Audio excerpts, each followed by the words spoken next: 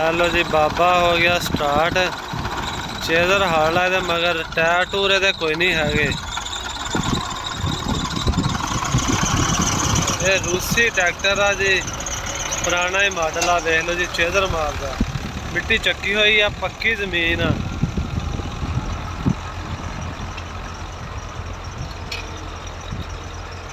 तीन फाड़े चेजर आ मगरा। देख लो जी परफॉर्मेंस।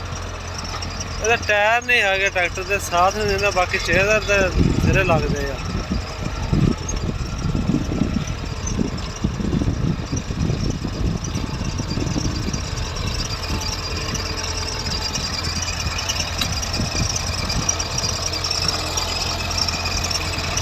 चेक करो जी परफॉर्मेंस।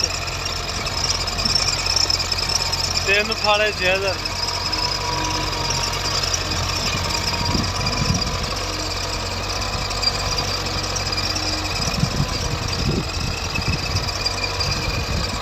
बहुत सख्त जमीन थले जी।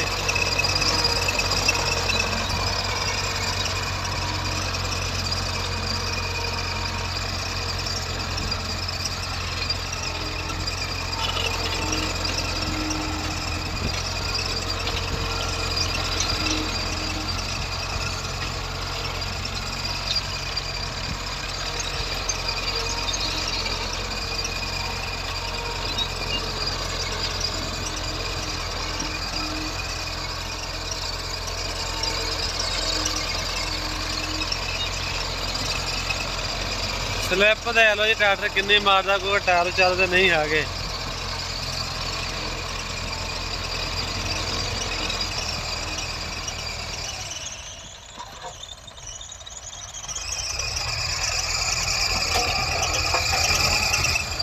बना कोड़ा जी देखो ये।